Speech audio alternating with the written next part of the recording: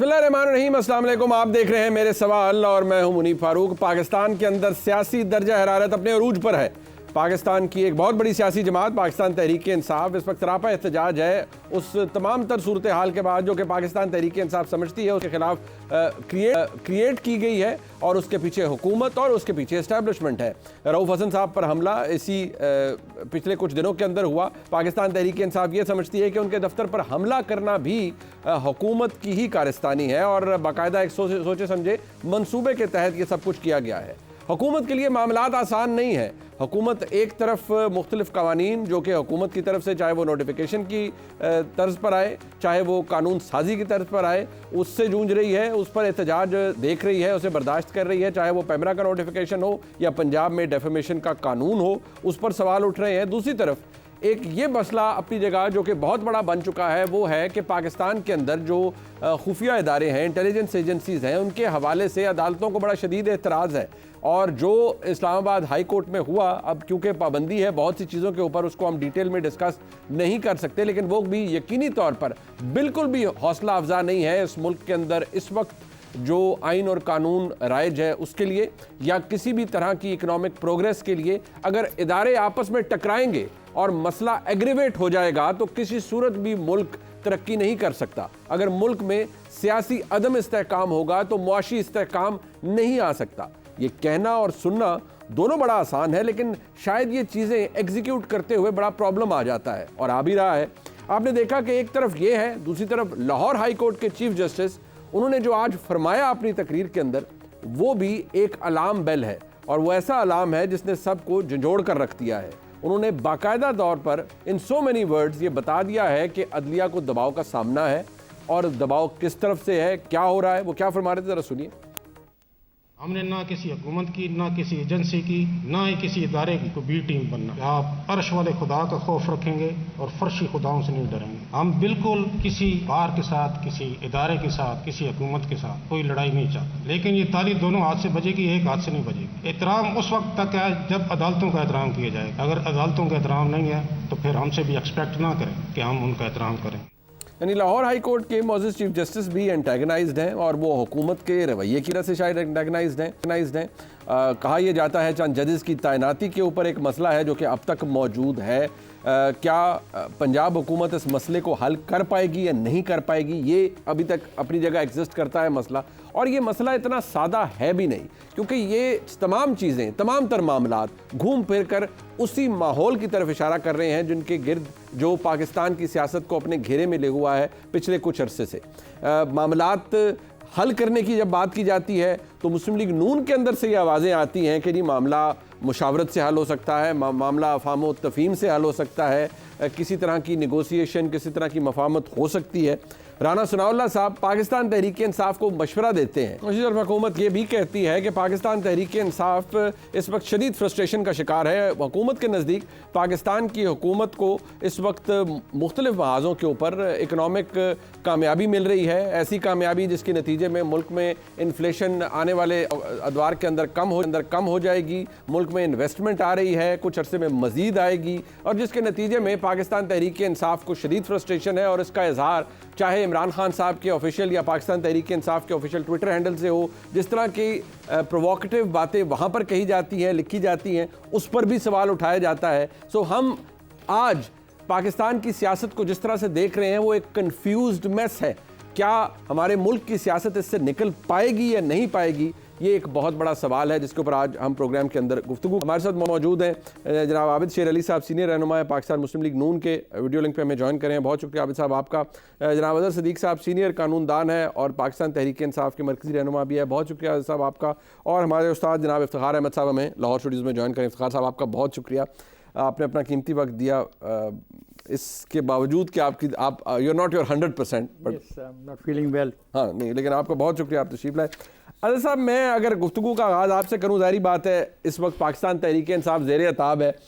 जिस तरह का माहौल इस वक्त है, मैं किसी एक इशू पर बात उसको पर्टिकुलराइज करके नहीं करना चाहता कि आपके दफ्तर पर हमला हो गया या रऊफ हसन साहब पर हमला, जो भी है, अगर कोई चीज़ कानूनी है तो दुरुस्त है, गैर कानूनी है तो गलत है।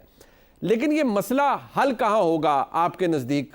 किस जगह जाकर ये मसला इससे पाकिस्तान की सियासत बाहर निकलेगी, क्योंकि अभी तो ये जीरो सम गेम है। बहुत शुक्रिया मुनीब। कुछ चीज़ों को मैंने बड़े वक्त से पहले प्रेडिक्ट कर लिया था। 9 मई के सानिया या वाक़यात के बाद उसकी अपनी जगह पर मजम्मत है, लेकिन वक्त के साथ साथ अभी हम ना कोई एविडेंस ला सके, ना हम कोई चीज़ ला सके। अब उससे अगला एक ड्रामा होने जा रहा है हैदराबाद साजिश की तर्ज के ऊपर। जो है हुकूमत पंजाब जो है वो काबीना से एक मीटिंग करके वो फैसला किया है।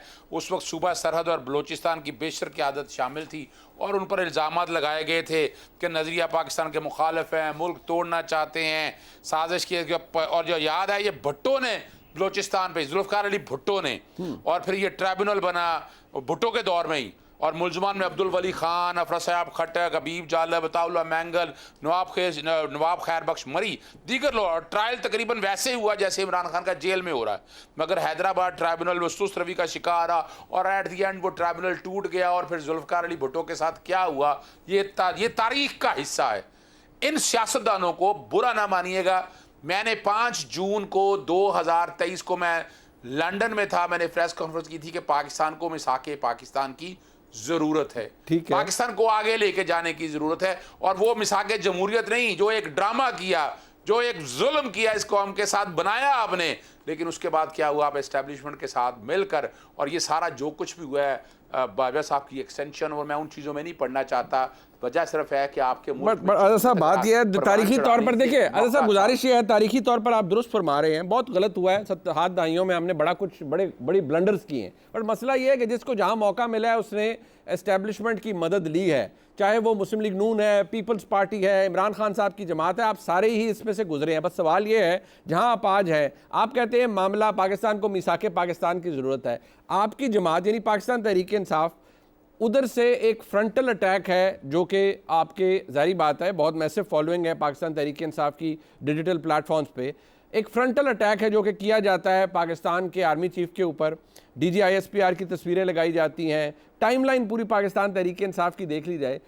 क्या ये मामला, ये तर्ज अमल कुछ तस्वीर की तरफ है, या आपको लगता है कि नहीं ये रिएक्शन है, भाई हमारे पास और क्या रह गया, हम इसी तरह रिएक्ट कर सकते हैं?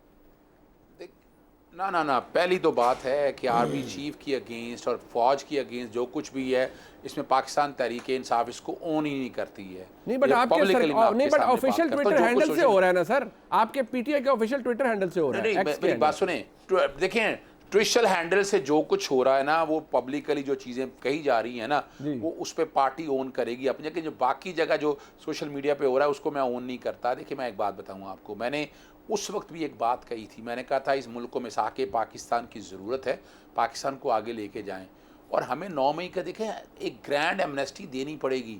हम इसमें पड़े रहेंगे ना इल्ज़ामात में, पाकिस्तान तहरीक इंसाफ का केस साबित नहीं हो सका ना 9 मई के हवाले से। जितनी एविडेंस है, एविडेंस आपका क्या किया इन्होंने, आप जरा गौर करें।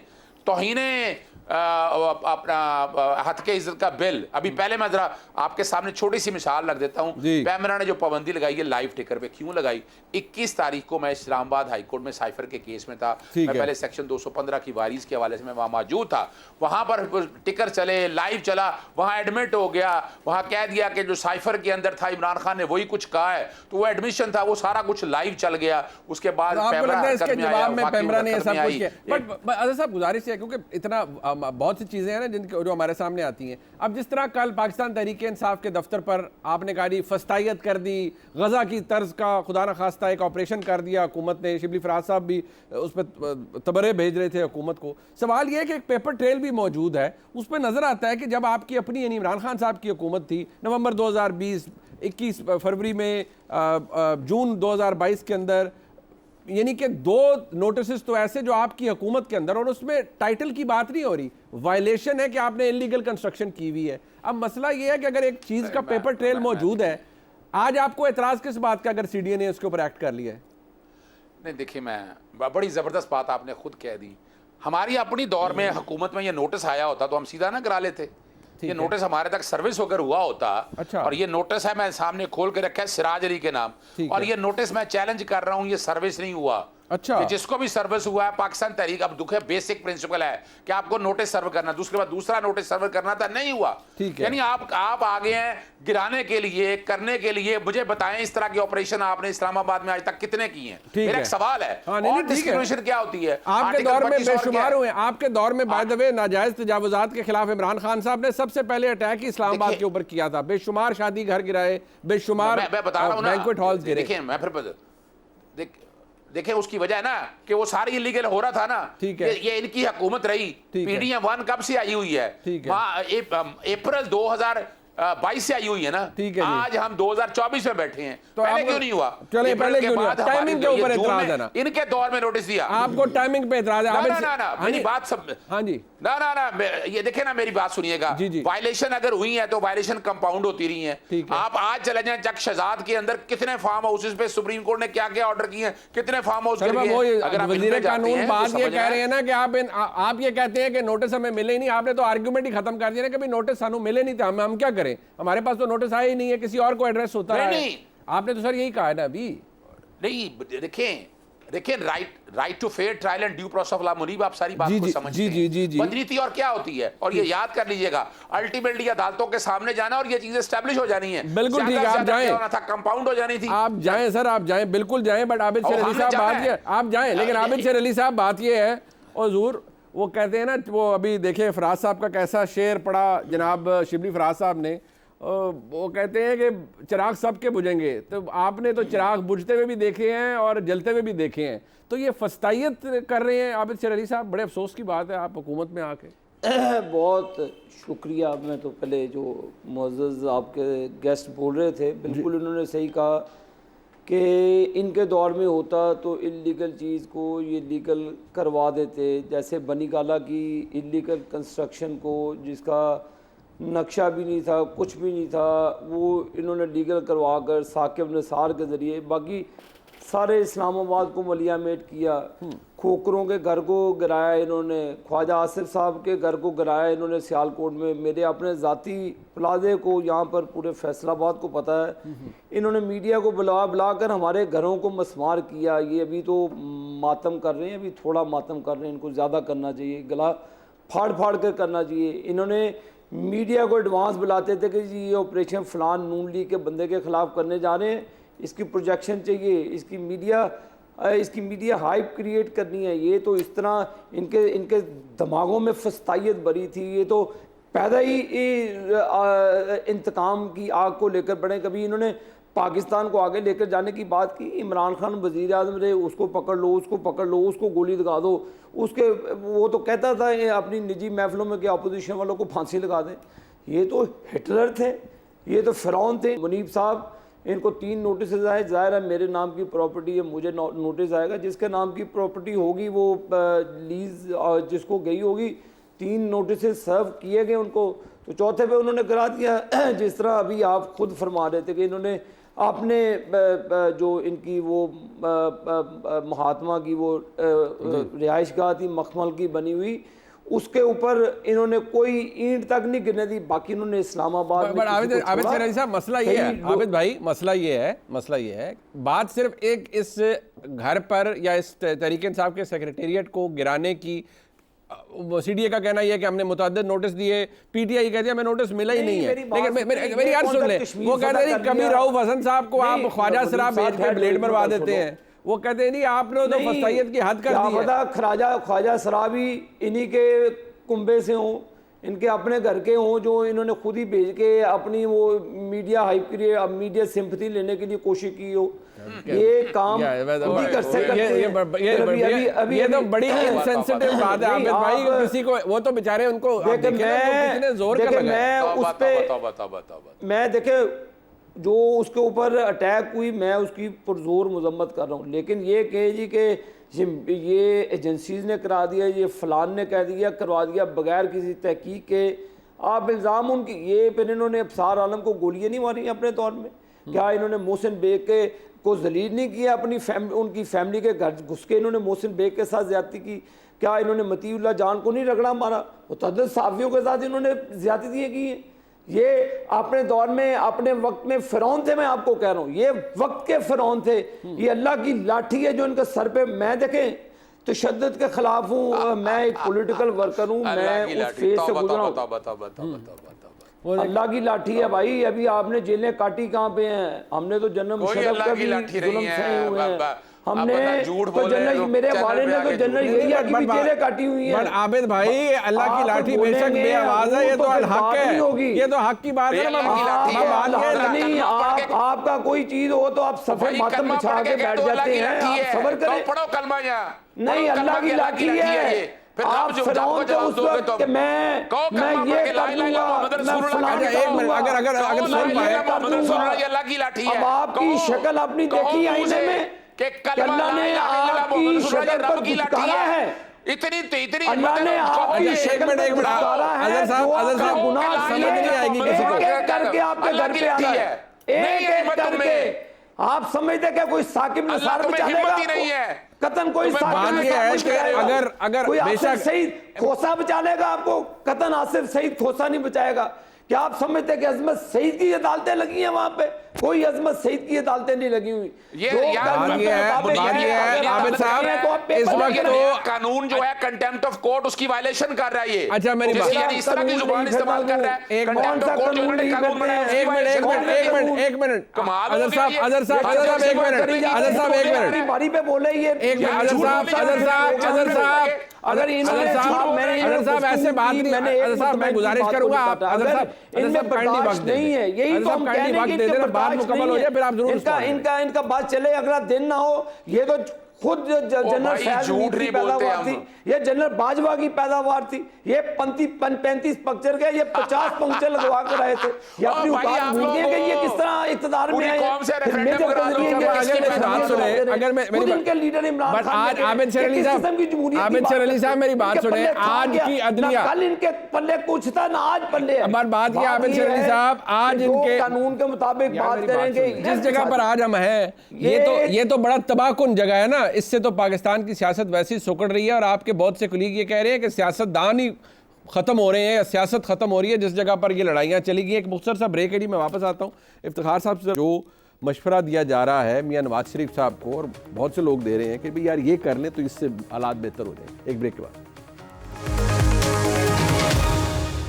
आप तलखी देख सकते हैं। दोनों मौजूद मेहमान हैं, जनाब आबिद शेर अली साहब और अज़हर सिद्दीक़ साहब। लेकिन मसला ये है कि ये शायद डिवाइड इतनी डिस्टिंक्ट, इतनी बड़ी हो गई है कि पता नहीं पाकिस्तान की सियासत में ये चीज़ें इकट्ठी दोबारा हो सकती हैं या नहीं। इफ्तिखार साहब, जो मशवरा मुस्तफ़ा कमाल साहब दे रहे हैं उनसे लगता है कि शायद ये एक सेन मशवरा है, लेकिन वो क्या कह रहे हैं ज़रा सुन लीजिए। और मेरे दोनों मेहमान जनाब आबिद शेर अली साहब और अज़हर सिद्दीक़ साहब भी सुन रहे हैं। इफ्तिखार साहब, जहाँ हम खड़े हैं और जिस तरह आप देखें ना, आज इस्लामाबाद हाई कोर्ट में जो मोहसिन अख्तर क़यानी साहब की अदालत के अंदर जो ऑनरेबल जज साहब की तरफ से रिमार्क्स थे, हम बात नहीं कर सकते, लेकिन जो honourable chief justice Lahore high court के उन्होंने तो खिताब किया ना, तो वो हम उस पर बात कर सकते हैं। और इतनी जहाँ सियासी लड़ाई इस हद, इस नहज की हो, आपको क्या इकनॉमिक तरक्की नज़र आती है मुल्क के अंदर? सवाल ही नहीं पैदा होता कि कोई तरक्की हो। और जो साजिश है पाकिस्तान के ख़िलाफ़ वो जारी है। पाकिस्तान के ख़िलाफ़ साजिश 2011 से जो शुरू हुई ये चल रही है। 3 महीने इलेक्शन को हुए नहीं, और कहानियाँ आप सुन लें। और जो जज का आप हवाला दे रहे हैं, पता नहीं मैं तबसरा करूं तो फिर कंटेम्प्ट लगेगी, ये क्या होगा? वो कौन है इस किस्म की बातें करने वाले? उनके पास क्या सबूत है? अगर वो इतने बड़े जज हैं और वो बिलीव करते हैं अपनी अथॉरिटी पे, तो उनको तलब करें जो उनको दबाव डाल रहे हैं। ये बातें क्या हुई? वो सियासत कर रहे हैं, सियासी बयान जारी कर रहे हैं। उन्होंने ज़मीनी खुदाओं का जिक्र किया। भाई ज़मीनी खुदाओं को बुलाएं ना, हमें बताएं वो ज़मीनी खुदा कौन से हैं। ये तो गलत है। वो सियासत कर रहे हैं, सियासी बयान जारी कर रहे हैं, किसी अफसाने का हिस्सा सुना रहे हैं, क्या कर रहे हैं? देखिए, ज़िम्मेदारी का सबूत दें हम सब। और अगर हम सब ने ज़िम्मेदारी का सबूत न दिया तो ये बात बिल्कुल ठीक कही है इसने कि ज़वाल पजीर तरफ हो जाएगी हर चीज़। फिर क्या करेंगे? मुझे बताओ ना, जज का क्या काम है इस किस्म का बयान जारी करे? लेकिन वो कहते हैं ना कि उन पर दबाव डाला जा रहा है। बोले ना, कौन दबाव डाल रहा है मेरे दोस्त? हुकूमत डाल रही होगी। नाम लें, क्यों डरते हैं? मतलब आप कहते हो बुलाएं, इस तरह के बयान ना दें, बुलाएं। अथॉरिटी देखो ये जो हम जेरे बहस नहीं ला सकते मामला जो एक और हाई कोर्ट का, भाई क्या था, अब तुम्हारे पास एक अख्तियार है, तुम अगर उस अख्तियार को इस्तेमाल न करो, सियासत करो और बयानबाजी करो और लोगों की महफिलों में बैठ के कहानियाँ सुनाओ, तो ये तो गलत है। तुम्हारे पास एक अख्तियार है, उस अख्तियार को एक्सरसाइज करो। जब तुम अख्तियार को एक्सरसाइज करो, उसके रास्ते में रुकावट आए तो दुनिया को समझ आ जाएगी तुम एक अख्तियार एक्सरसाइज कर रहे थे और उसमें रुकावट आई है। अजहर सिद्दीकी साहब, मसला ये है, अजहर साहब ज़रूर आप जवाब दीजिएगा, मेरा सवाल भी ज़रा ले लीजिए। देखिए, ये अच्छा मशवरा है, आपकी जमात, आबिद शेर अली साहब की जमात एक दूसरे से माफ़ी भी मांगे, एक दूसरे को माफ़ भी कर दें और आगे चलें। जब एक हुकूमत वक्त है ना, हुकूमत वक्त ने किस मौके के ऊपर हाथ आगे बढ़ाया है, अगर इसी बात को ले लें, इफ्तिखार भाई मेरे बड़े भाई हैं और बाकी मैं लोगों के झूठ बातों पर यकीन नहीं रखता। इफ्तिखार जो आबिद शेर अली ने बातें की है मैं उसका भी जवाब दूंगा आराम से, बड़े आराम से मैं एक बात का जवाब दे दूंगा। वो क्या कर रही है, घर तोड़ रही है, नोटिस नहीं हुए। वो क्या कर रही है, इमरान खान के ऊपर हैदराबाद साजिश का केस कर रही है। वो क्या कर रही है, वो FIA के प्रोसिक्यूटर, वकील, मेरे से क्या कहानियां सुनेंगे आप। वो क्या कर रही है, जजेस को धमका रही है। अहमद फराद शाह का केस का जो ऑर्डर पढ़ लीजिएगा, वो क्या कर रही है। अब ये सारा कुछ रह गया है, यानी यहाँ इफ्तिखार भाई ने तो आराम से कह दिया ना कि जजेस क्या करें। मैं जवाब दे देता हूँ। DC इस्लामाबाद को तौहीन अदालत में सजा हुई, सस्पेंड होगी ना। आप जरा गौर तो करें ना इस बात को। मुल्क में कानून है ये नहीं है। आप कहते हैं कि मुल्क में कानूनी कोई ना, सिर्फ कानून वो जो आपको पसंद हो, ऐसा नहीं होगा। बोला नहीं, ऐसा नहीं, आपने बात की है कि DC की जवाब दे दूं, उसके बाद जवाब दे दीजिएगा। इस तरह नहीं, इस तरह मजा नहीं आएगा। मैं मजा लेने नहीं बैठा, मैं मसले को हल करना चाहता हूँ। मैं चाहता हूँ कि आप मार्शल से पीछे ज्यादती है। चलें अजहर साहब, ज्यादती में आपके झूठ बेनकाब करूं, फिर मैं आपके झूठ बेनकाब करूं। आप क्यों मजबूर कर रहे हैं मुझे इस बात करने के लिए? क्या मैं कह रहा हूं मुझे जवाब दे लेने दें। अभी इन्होंने शायद सुना नहीं है, इन्होंने फैसल वाडा की जुबान नहीं सुनी, जो सेनेट के अंदर जो अल्फाज इस्तेमाल किए, जो गाली दी है, जो नंगी गालियां दी हैं, मैं उसको डिफेंड नहीं कर रहा। सुन लेना मेरा, अभी सुन लेना, मेरी गुजारिश सुन लीजिएगा ना। ताली एक हाथ से नहीं बचती। उसके बाद जितने लोग आए, जो जुबान इस्तेमाल की, पार्लियामेंट बैठ के आर्टिकल 66 कहता है जजेस के कंडक्ट के बारे में बात नहीं करनी जी। आप तो खुद कन्फ्रंटेशन कर रहे हैं, आप तो खुद इदारों को आपस में लड़ा रहे हैं, खुद लड़ा रहे हैं। अब आए आगे बातें की तरफ, यानी हम बैठ के जस्टिस साकिब निसार ने गिराया, उसने गिराया, कौन से गिराया? जस्टिस साकिब निसार का अकेला कोई ऑर्डर नहीं है, वो सुप्रीम कोर्ट के ऑर्डर्स हैं। सुप्रीम कोर्ट का ऑर्डर आपके पास आज भी पड़ा है, जाएं जाकर रेमेडी लें। किसने कहा है? हमारे पास तो या तो ना कि कोर्ट ने ऑर्डर किया घर गिरा दें जाकर, तो फिर गिरा दें। ये जो खोखरे पैलेस की बात कर रहे हैं, आज भी जाकर देखें इस तरह कब्जे किए हैं, लोग तंग थे, हमें तो पता है सारा कुछ सामने, हमने वो सारा कुछ देखा हुआ है। मेरी बात सुने, यहाँ भी एक दरखास्त है, पता नहीं है सही है या नहीं। अजहर साहब, आप मोहतरम हैं, बट यहाँ भी दरखास्त है अहले मोहल्ला की जानिब से कि जी यहाँ पर बड़ी अफरा तफरी मची होती है, जहाँ तहरीक इंसाफ का दफ्तर है, असले वाले लोग फिरते रहते हैं, अहले मोहल्ला बड़े तंग है। वो दरखास्तें तो सर वैसी आ जाती हैं, फिर आपको पता ही है। देखिए मैं बताऊं, उसका रेमेडी अवेलेबल है। मैं आपको क्या बताऊं, अपना जो रायवंड के ज़मीनों पे कब्जा का वो जो एंटी करप्शन के केसेस जब आप देखेंगे आप परेशान हो जाएंगे किस तरह जगह काबू नहीं है। मैं नहीं बातों में जाना चाहता।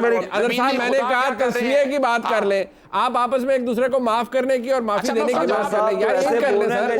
उसकी वजह देखिए आपने नहीं एक बार आबिद भाई, आर्गुमेंट तो हर एक का देना है ना। मुनीब इनको आपने इख्तियार दिया जिसकी मर्जी से नहीं आप बिल्कुल रिस्पॉन्ड करें आबिद साहब, बिल्कुल करें। एक मिनट उन्हें बात मुकम्मल। जी आज़र साहब, इन्हें देखे ना, इन्हें मिसाल का तौर, मैंने जैसे कहा ना, मैं बता रहा हूं, कोई एक मौका बता दें। मुनीब मौलाना फजलुर रहमान के साथ गए हैं, मौलाना फजलुर रहमान के पास गए हैं, मुनीब साहब आपने के पास गए को बुलाया हुआ है। नहीं सनाउल्लाह मैंगल, सनाउल्लाह जारी वगैरह सबके पास हम सबसे बैठ रहे हैं, सबसे गुफ्तगू कर रहे हैं, लेकिन उन लोगों के साथ नहीं जो एस्टैब्लिशमेंट के साथ हाथ लेकर हाथों में यानी बाजवा की एक्सटेंशन के बारे में मैंने आपके प्रोग्राम में पहले भी कहा था कि हमें एक इल्जाम लगाया जी एस्टैब्लिशमेंट के सर पे आए हैं। अच्छा, एस्टैब्लिशमेंट के सर पे आए हैं, अगस्त 2018 में आए, अप्रैल 2019 में ख्वाजा आसिफ ने खुद कहा कि राब्ता हो गया। अच्छा चले ये मसला हल नहीं, चले अच्छा चले ओके। मैं एक बात कहना चाहता हूँ, मैं एक बात कहना चाहता हूँ मुनीब, मैं आपको वाज़ेह तौर पे एक बात कह दूँ, समझौता सियासी होगा और अगर नहीं हुआ तो ये सब भुगतेंगे। बट आबिद शेर अली साहब, अजहर साहब को तो मेरी बात शायद इम्प्रेस नहीं वो इससे हुए। मैं जब तस्वीर की बात करता हूँ, सर माफ़ी दे दो, माफ़ी मांग लो, को हालात बेहतर कर लेना, ये लड़ के तो कोई फायदा नहीं है। मुनीब भाई देखे इन्होंने नसा के तो असी मारते नहीं पे, आपे नसी जान लगे। हमारे पास इतना टाइम क्या, हम तो इकॉनमी को बेहतर करने लगे। शहबाज शरीफ साहब बेचारे खुद तशरीफ लेकर गए, खुद उन्होंने सरमायाकारी लाई, हौसला जिन्ना भी हंसना हासा जरा बंद हो जाता उन्हें। बात ये है कि सरमायाकारी ला रहे हैं मुल्क में, ये बैठ जाए टेबल पे, पार्लियामान में बैठे हुए इनके मुअज़्ज़ज़ अरकान असम्बली बैठ जाए टेबल पे, बैठ के बात करें, कोई SOPs बना लें, कोई लॉज बनाएं। अगर लड़ाई करनी है तो गवर्नमेंट के पास इतना टाइम नहीं है कि इनकी फजूल लड़ाई का जवाब देते रहें हर चीज़ पे। हम इस वक्त मुल्क को आगे लेकर जाने चाहते हैं। देखें, अगर आपने मुल्क नहीं चलने देना, ना चलाने देना, मेरी वारी नहीं तो किसी की वारी नहीं, तो हमने पीपल्स पार्टी के दौर में भी 5 साल उनको हुकूमत करने दी। इन्होंने भी अपनी हुकूमत 3.5 साल की, वोट ऑफ नो कॉन्फिडेंस आया, ये उड़ गए, फिर उन्होंने रिज़ाइन दिए। हमने तो इनको कुछ नहीं कहा था कि आप ऐसे करें, पंजाब हुकूमत हमने तो नहीं कहा था इनको छोड़ें। तो ये खुद इन्होंने अपनी बेड़ियों के अंदर पत्थर डाले हैं। मुनीब साहब, हम आज भी टेबल पे बैठने के लिए तैयार हैं पाकिस्तान के लिए। देखो मेरे दोस्त मुनीब, जो इलेक्शन हुआ ये ऑफर दी गई कि PTI गवर्नमेंट फॉर्म करे, ठीक है, ये दी गई या नहीं दी गई? पीपल्स पार्टी रिकॉर्ड पे कहते हैं दी गई ना, बिल्कुल। तो फिर व्हाट एल्स यू वांट? ठीक है, मतलब इससे ज्यादा ऑफर को reject no no no, offer को रिजेक्ट करना और चीज़ है। सवाल है नीयत देखनी है कि नीयत क्या थी। एक ऐसा मुल्क जिसमें इक्तिसादी बदहाली है, उसको बेहतर करने के लिए सबको चलना होगा, वरना सब खड्डे में जाएंगे। ये जो ख्याल है ना कि डिफॉल्ट हो गया तो तुम बच जाओगे और मैं बच जाऊंगा, नहीं जनाब, डिफॉल्ट हुआ सब खड्डे में गिरेंगे। इफ्तिखार भाई 85 से यही कुछ हो रहा है। ठीक है, गलत हो रहा है, भाई 85 गलत हो रहा है, गलत हो रहा है। गलत हो रहा है। इस बात का जवाब दे दें। आबिद साहब, सारे 85 तो लेके 2024 तक किसी न किसी हुकूमत का हिस्सा रहे, आसमान से नहीं लेकर आए।